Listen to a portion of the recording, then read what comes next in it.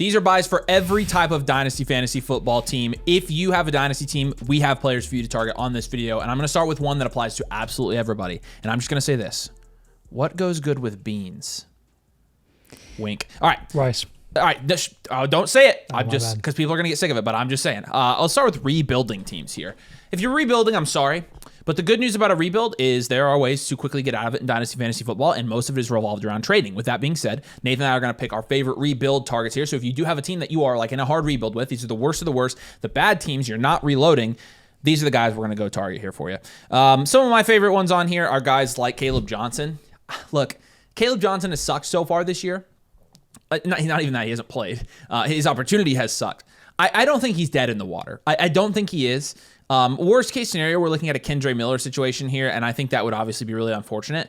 But the Steelers did like Caleb Johnson. I think eventually he gets out of the doghouse, and I think eventually he takes Kenneth Gainwell's spot, and he becomes that guy there. I do think he's going to gain value at some point or another along the next 2 years. And again, with a rebuild, you're buying guys with the next 2 years, 3 years in mind, because it is a 2-year rebuild. And so with Caleb Johnson, I mean, that's kind of it. He's dirt cheap right now, and you can get him for almost nothing or get him as a throw-in deals. A lot of these guys are throw-in level guys. And we're still willing to bet on his profile, his analytics, and his talent. And it is there. The situation has obviously been not ideal. But again, you're just looking for value wins. He's dirt cheap. And eventually, I think he will go up in value and you'll get a value win. Yeah, and that Jaylen Warren contract is very relevant as well because it's actually a fake contract. Yep. There's no Good guarantees beyond this season for Jaylen Warren. So keep that in mind once we head into the offseason. So another rebuild target that I like here is I'm actually going to stick at the running back position. I'm going to go Trey Benson.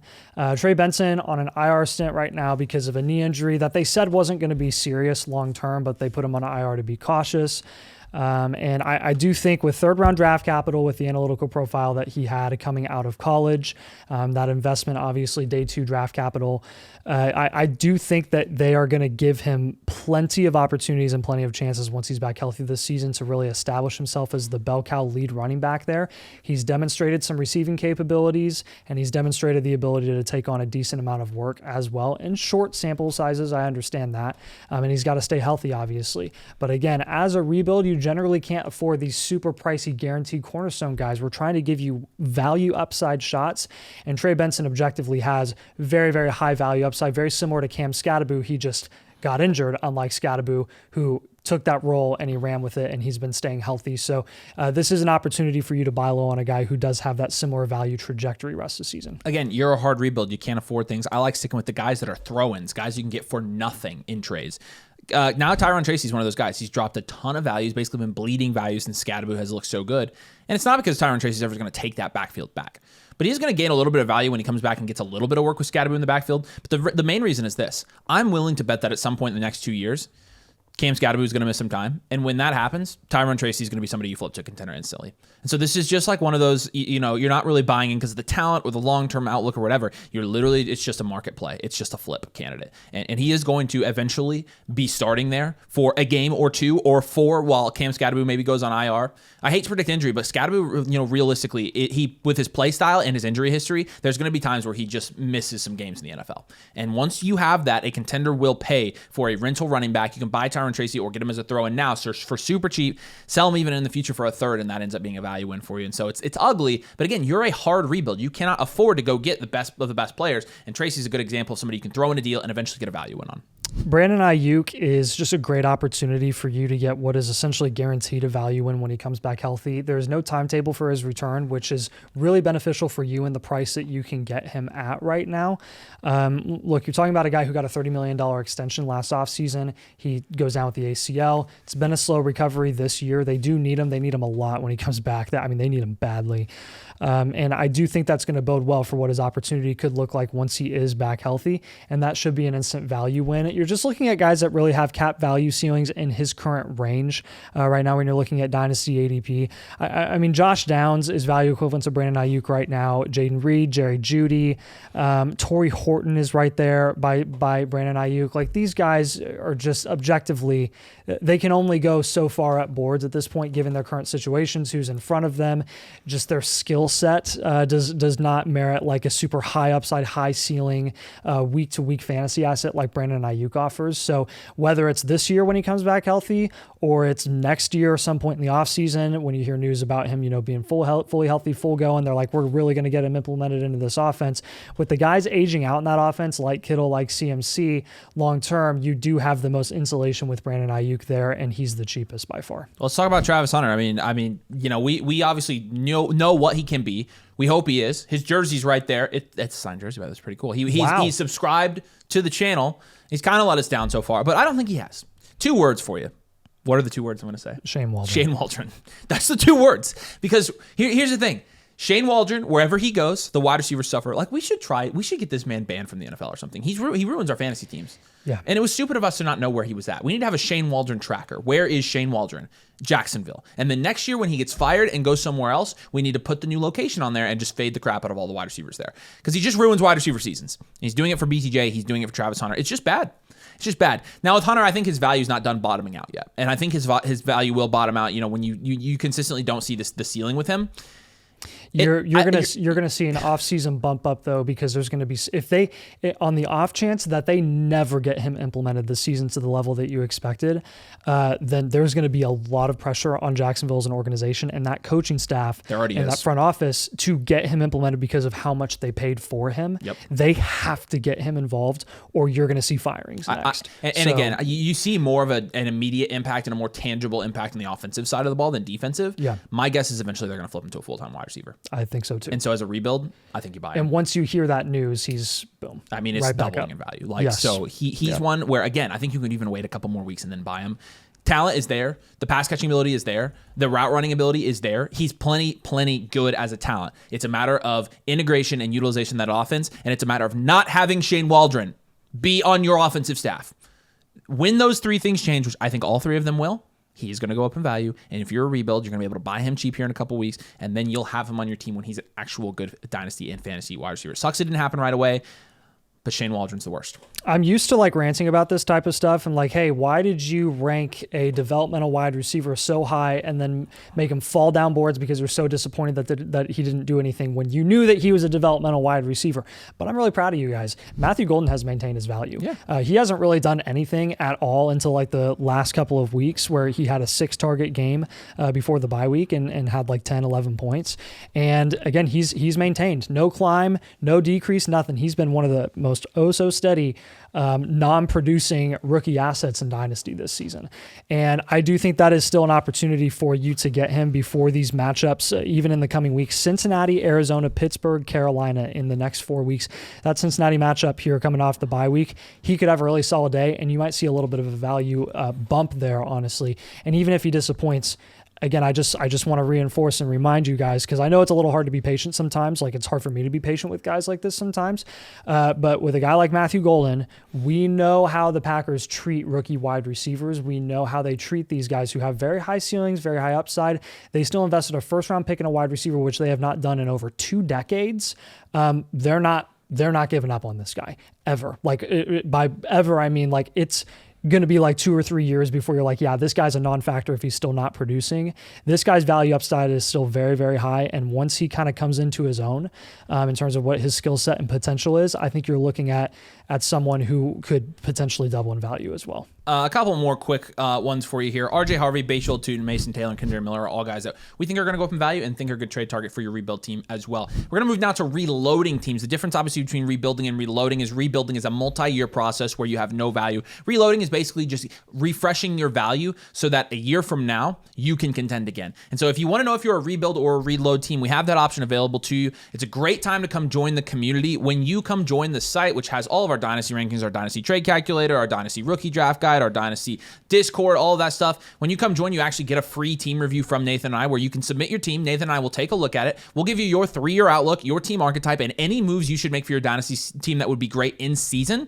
And we'll also give you an infinite blueprint. So that's going to be a new blueprint every single week during the season, every month out of the season. You get all of that included with your membership. Again, sign up with code DOMAIN at flockfantasy.com/domain. It's the annual Mother Flocker tier that gets you that free team review. We'd love to have you come join the community. We have thousands of people that play Dynasty over there now that all kind of think through things like this. I think you'd fit in super well in the Discord. So come and check it out. I've got the link pinned in the comment. Again, this annual Motherflocker tier with code domain. My first reload one is, I'll take the obvious one and get it out of the way here. Yeah. Malik Neighbors. Neighbors, it's perfect because, and this doesn't happen that often, but Neighbors is so value insulated. And this really only happens with elite wide receivers where they're from a, this didn't even happen with Puka when he went down. No, because it only happens with a few. There are only probably 4 wide receivers in Dynasty Fantasy Football that this would happen to. And it's Jamar Chase, CeeDee Lamb, Jefferson, Malik Neighbors, and Jefferson. Yep. That's really probably it. I don't believe it would happen with any of the other guys. To where they can get injured and miss a season. And realistically, if you're a contending team that you have one of these guys like Neighbors, your season's not over because a reload team will pay you the same price for Neighbors as they would have paid before he got hurt. That's rare.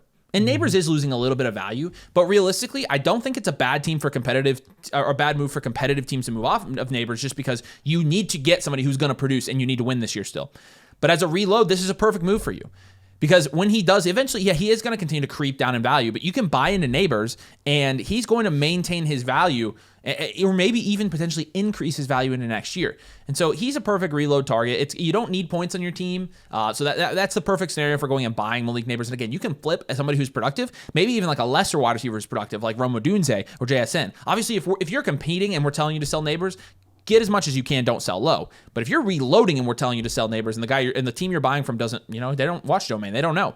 Try to fleece them. Try to get Neighbors actually low. So it all just depends on the perspective there. But Neighbors is obviously a good reload target because, again, no production this year, so you don't care about that. You're buying him low on an injury. Hopefully you're getting him at a low price. Again, I'm fine getting him at the price he's being priced at as well. But he's a good guy to have on your roster if you're not contending, but you're trying to contend next year.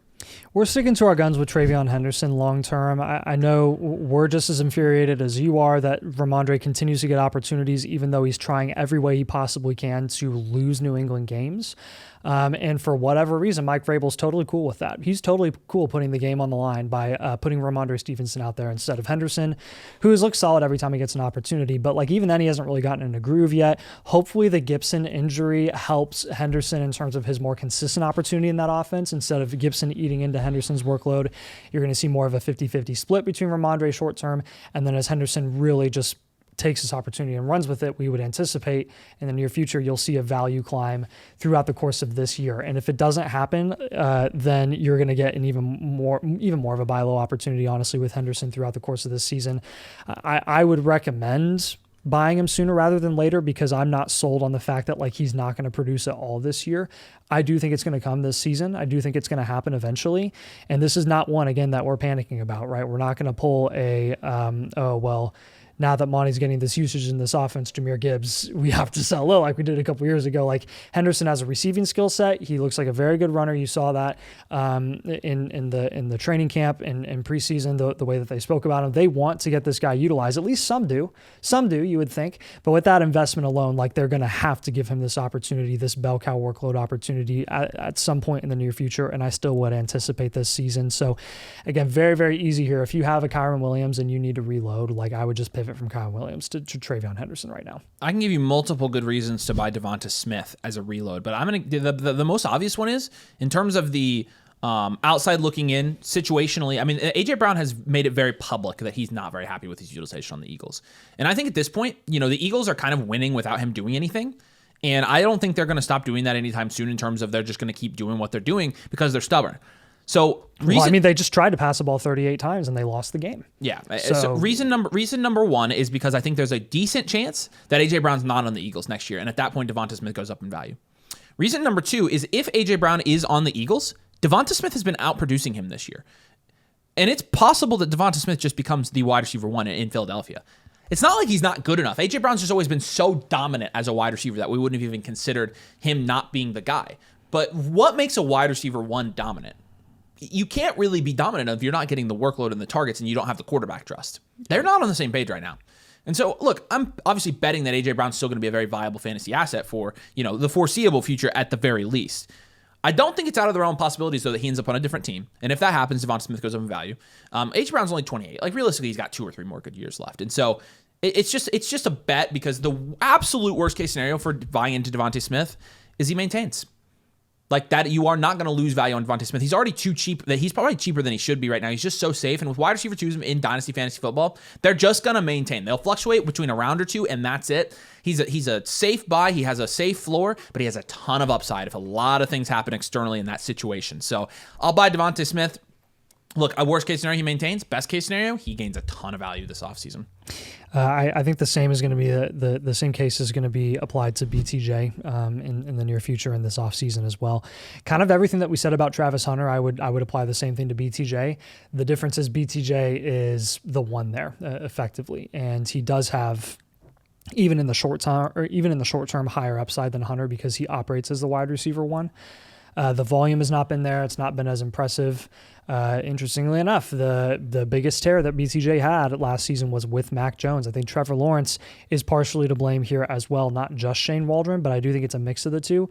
Long term here, again, everything that we said about Hunter and how they're going to get a lot of pressure to implement these guys, they're going to get the same amount of pressure to implement BTJ. They will need to run their offense through these two wide receivers that they heavily invested in over the last couple of seasons with that draft capital. And I think that you're going to see that help with BTJ maintaining his value as a reload and even get him a little bit of a positive outlook heading into 2026 as opposed to what you're seeing right now where a lot of people are down on him. He has lost a significant amount of value, which is why we're okay with you buying him low, quote unquote, because I do think you'll see him ranked higher in the coming months as opposed to where he is right now, which is a borderline 4th round wide receiver. Warren Hampton is somebody you can probably pick up off of contending rosters right now if they're still think they're contending. A lot of people in Dynasty are very, very hesitant to throw in the towel, and so they might think, okay, I can't lose Hampton for 4 games. I have to get another running back. And realistically, if you can trade any of the running backs that are ranked behind Hampton in our rankings for Hampton, just do it. If you're a reload, you don't care about this year. And realistically, Hampton, from what I saw at the beginning of the year, oh my gosh. Oh my actual gosh! If he gets anything like the workload that he's gotten since Najee's been out, he'll be right there in the same tier as Gibbs and Bijan. Imagine him with a healthy offensive line, man. He's playing behind like the worst offensive line in the NFL right now. Oh my gosh, his outlook next season. I mean, I'll go aggressive on Hampton next year in fantasy too, because you have Slater back healthy and Alt. Alt will be back. I mean, they've also lost their guards have been banged up. Hampton is a smash buy if you have a contending team that needs to win now, thinks they're still contending, and can't wait on Hampton. Look, obviously, some teams aren't going to sell. There are a lot of these guys that some teams are going to be like, there's no way I'm trading them, but it's worth trying. And Hampton's one of those guys. Hampton we're still very, very high on, and we've now seen it on an NFL field where it's like, oh my gosh, this guy can score 20 points a game. That is my biggest takeaway. Hampton couldn't score 20 points a game. In Dynasty, that would lead to him being a 1-2 turn pick where Gibbs, Bijan are going, and I think that's going to happen for Hampton. We stand by our Hampton take. If you can get him, this is probably your last chance to get him at a discount before he flies up in value. If you can do it as a reload, you got to trade for him. Sometimes the name of the game for reloads is just like, hey, if the value is there, you just need to insulate it. You had a couple of disappointing producers this season, but their future outlook is going to be fine. You just need to get to the offseason with the same amount of value that you had in week 5. And T. Higgins is a great opportunity for you to just insulate your value. You know exactly where T. Higgins is going to be ranked heading into 2026. And that is honestly a little bit higher than where he's currently being ranked at the moment. You are going to see those value dips always for players that aren't currently producing. And T. Higgins has been the recipient of just bad quarterback play with no Joe Burrow. Here's another really good positive for T. Higgins and everyone in that offense. Next year, you're probably not going to see Zach Taylor as the head coach for the Cincinnati Bugles. And that optimism alone for the Dynasty community with a new coaching staff, a new play caller, a team that actually, cares about in investing in and giving opportunity to the guys that they paid, and keeping Joe Burrow healthy, protecting him, etc. Like some of this lies with the front office as well. Blame needs to go there. But I think you're going to see a lot of changes this offseason in Cincinnati, and that will bode well for T. Higgins and just his insulated value. He's a very, very safe player to invest in. You know exactly where he's going to be ranked long term. All right, let's move to some contending targets now. A couple other reloads, by the way. Just Colson Love's we talked about. Yeah. So Colson Love's also a great reload target right now. He will go back up in value. All right, contending targets. This is fun. There's a ton of guys in Dynasty right now. I'm like, how are they priced like that? That's ridiculous. The one that's been jumping off the screen to me the most the last couple of days is Deebo Samuel. Deebo's a wide receiver 1 this year in fantasy football, playing on one of the best offenses in the NFL. He has clear chemistry with Jaden Daniels, and he looks like classic Deebo. And who's he going next to? Alec Iomanner. Alec Iomanner is there. Like, oh my gosh, if you have Alec, or you have DJ Moore, or you have Kyle Pitts, or Jacoby Myers, or Khalil Shakir. It's not even close. Alec, like, just take the points. Imagine flexing Debo for that price. That's how you win in Dynasty. That is this 1 minute clip. Show it. Remember it for the rest of your lives. You have a guy that's producing as a top 6 wide receiver that is going at 120 round 10 prices. Round 10. Yeah. A positional 1, round 10. That's how you win. And I think this is something that like we just need to adjust, and we've been slow to adjust as a community. Is Debo in general was pretty much cast aside in Dynasty when he got traded to Washington, and including us. Like, we're to blame for that too. But now we're adjusting based off of his production. I think a lot of people are like, well, once Terry comes back, Terry was there. And Debo was out producing him. Debo is a great fit in this offense, way better than we ever expected. Debo rest of the season has a more positive and better outlook than Terry McLaurin. He is effectively, in terms of target volume and opportunity, the wide receiver 1 there in that offense with Jaden Daniels. So, and you're getting him still at a cheaper price than Terry. And he's healthy and scoring points. Here's the thing. Guess what? His value is the same as it was in May. Debo's. Yeah. Devontae Adams is very similar as well. He'll be on this list too. Yeah, so it's like that's what baffles me. Like, yeah, we were like, Debo's washed. Do not buy him. He's the worst, and we were absolutely wrong. And how much did it kill us that we were wrong about it? None. We can still get him for the exact same price. Right. So we kind of got our butts saved by this. Yeah, there's honestly kind of been a little bit of a double standard here with some of the guys that have shot up boards, like these veterans that are producing that we didn't expect them to, like Javonte, like ETN, etc. But then you have some of these wide receivers like Deebo Samuel and Devontae Adams, who's another guy, all group in Cortland Sutton here as well. I mean, every single one of these guys is producing as a wide receiver 2 comfortably, borderline wide receiver 1. And their outlooks are pretty much the same here. Yeah, they're older and they're vets. So are a bunch of other guys that you're shooting up boards at the moment, like Javonte, like ETN, like Derrick Henry, who is still maintained despite his slow start of the season. Like, if we're going to apply this reasoning of production should boost the value of a player in season when points win you games and winning games can get you to a better position to win a championship at the end of the season, like, we need to apply that to these guys as well. And that's not the case, but that's good for you. You can use this to your benefit and to your advantage because Sutton and Adams and Debo are so affordable right now. I mean, who wouldn't jump on the opportunity to move Keon Coleman for Cortland Sutton right now? Who wouldn't jump on the opportunity to move a Jordan Mason or a Chuba Hubbard for one of these veteran wide receivers when they're just straight up out producing them and their long-term outlook rest season is just more positive? Like, that's something that we've got to be able to capitalize on. Again, like Jordan Mason, another one of those examples. He shot up boards because he has a short-term productive outlook that's going to end when Aaron Jones is back healthy. But for 12 points a game? And for 12 points a game, and he's more valuable than every single one of those guys that I mentioned, Adams, Sutton, and Deebo Samuel. It makes no sense. It makes absolutely no sense. Get the 5 extra points a game. Exactly. If you're going to invest in volatility, invest in the more productive volatility, which are all 3 of those wide receivers. All right. So I'm drinking the Kool-Aid with Jalen Waddle here. So am I. I think realistically, like, with Waddle... That was a nice little short-term value win, by the way. What? Yeah, because it was, 2-3 weeks ago now? Yeah. So we didn't know Tyreek was going to get hurt, but that definitely helped our case. Yeah, it did. It did for sure. But now, I mean, the 3-year outlook for Javonte Williams, which you don't even care about if you're contending, but really, I mean, he's a good buy for any team almost, because his 3-year outlook looks significantly better than it did. And guess what? Guess what? He's the locked-in wide receiver 1 there, and I get the situation's bad, but you saw what he's able to do in his first game. Obviously, it's just 1 game, small sample size. He is less valuable now than he was in April. Yeah, this is honestly very similar to the Devonta Smith take, but even more guaranteed. Like, Tyreek Hill will not play another snap for the Miami Dolphins. No, Tyreek Hill is out of there. Released. Yeah, and even if he were to come back, he's not starting next season either. Jalen Waddle is going to start next season as a wide receiver 1 because Hill's injury was so brutal and so bad. There's no way he comes back healthy to start the year.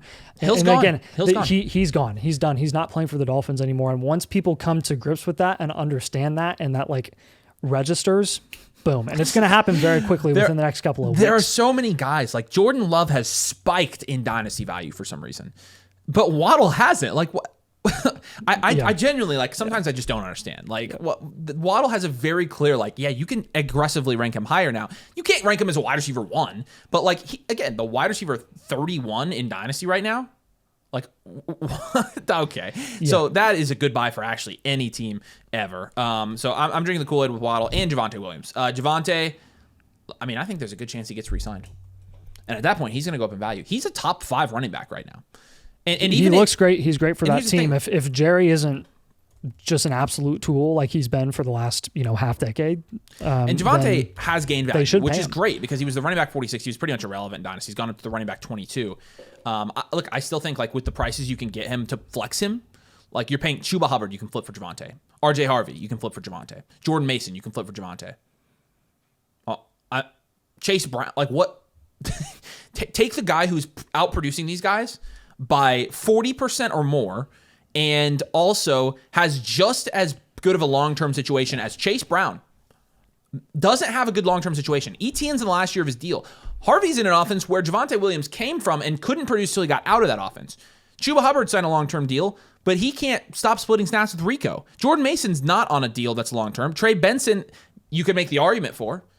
But Javonte Williams is way more productive. So if you're a contender, it's a no-brainer with those running backs around him. It's an absolute no-brainer. You need to trade for Javonte Williams for contending team, and you need to just plug him on your flex spot. Yeah, Jake Ferguson, same team. You're looking at like the same amount of production with his target volume right now. I think a lot of people are being very cautious with Ferguson, which I respect, but I disagree with just straight up because first couple of weeks with CeeDee Lamb on the field, he had 6 and 12 targets, and he has 14, 7, and 9 against Chicago, Green Bay, and the Jets with no CeeDee Lamb. Once Lamb is back and healthy here, with Dak Prescott's volume on a weekly basis, it does not matter that Lamb is going to be back. This is more of a consistent week-to-week hit on George Pickens than it really would be on Jake Ferguson because of the roles that they play in that offense. George Pickens, even with CeeDee Lamb out, George Pickens had a 4-target game last week. Like you're seeing upwards of 52 pass attempts against the Giants in week 2, 40 apiece against Chicago and Green Bay, Carolina, Washington, Denver, and Arizona over the next 4 weeks. And again, his outlook for the rest of the season is going to be fine. It's Jake Ferguson. They extended him this year. I don't know if a lot of people remember that they extended Jake Ferguson. They paid Jake Ferguson before they paid Micah Parsons. They are dedicated to Jake Ferguson being in this offense long term. They want to get him implemented. They have, and they will continue to. This was one of the biggest disconnects that we had in the Sells video. People were saying, well, Brock Bowers, yeah, his fantasy output and his production output isn't as high or is the same as a guy like Kittle or Kelsey, etc. But, the long-term outlook for a guy like Bowers is obviously higher. Well, no crap. Of course. That's why Bowers he's 22 years old and he's a cornerstone.